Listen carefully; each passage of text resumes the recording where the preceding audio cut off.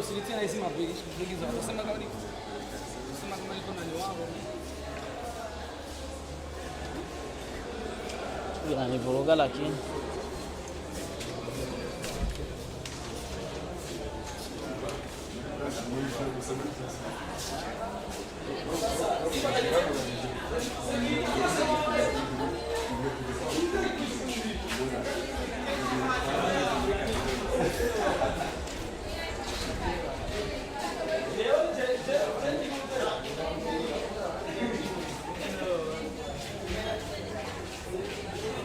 Andri.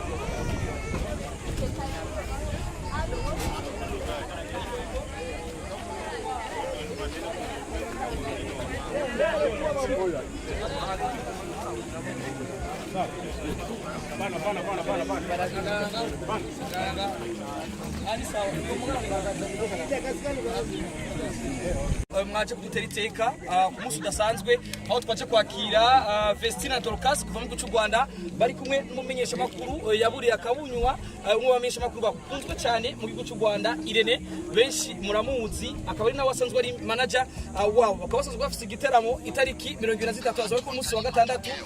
kuri Source Dinier ni igiteramo kijanye n'impimbaza-mana ni igiteramo twiteze abantu benshi ndetse n'igiteramo kizokwitabirwa n'abantu benshi mu kwizera kw'Imana turi kumwe kandi na Prophet Modeste muramuzi umwe mu bantu bashoye kuzana bano baririmbyi bavuye mu gihugu cy'u Rwanda hano iwacu mu Burundi mu gihugu gitemamo amata n'ubuki turabamuramukije VESTINE na DORCAS mumeze neza cyane rwose turifuza kumenya urugendo rwa rumeze gute mbega nta kibazo mwo mwagize nta cyo bacabagoye kugira ngo mushobore gushika hano iwacu mu Burundi ngiye bari bayiga kangahe mushitse hano iwacu mu Burundi niki kintu cyabatangaje muri minota mike gusa bamaze gushika hano mu Burundi tunakutengenezea mifumo itakayomaliza na wazo lako lisije likafanikiwa. Dufite press conference ariko turifuza kumenya abarundi bitega iki na cyane cyane mukaba muri bamwe baririmbyi kazi bakunzwe cyane hano iwacu mu gitaramo muzokora ku munsi wa gatandatu abarundi bitega iki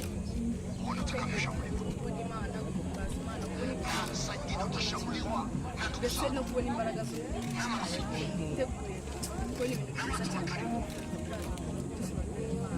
turizera ko n'ibibuga bizomuguruka ibimuga bizogera bizomuguruka Irene nawe tukuramutse Ego ibijanye n'itangazamakuru urabimenyereye ariko nk'umu bantu baherekeje VESTINE na DORCAS ni ku nshuro yabo ya mbere bashyize hano iwacu mu Burundi ariko nge sinibaza ko ryo bari mugabo nanjye ni irya mbere mugabo yego mugabo wabonye gute mugabo umeze neza yego nabonye babeza amasura meza asa neza utarama ubundi nasanzwe akijicu nibaze neza yuko ibibazo biza gukurikira tuza kwibariza muri press conference iza kuba kuri society nyene hari amakuru avuga yuko kwazo turabaha kazi Burundi hari ikibazo kivuga yuko mwari kuzoza Burundi muci ariko ntibyakunze ko muza habaye ikibazo kihe mbega nivyo amakuru ko avuga ko mwari kuza nimutaje mbega nivyo canke cyo kibazo rero nibaza manager ikibazo ni cyiza kibuko cyandika ahantu muri press conference merci beaucoup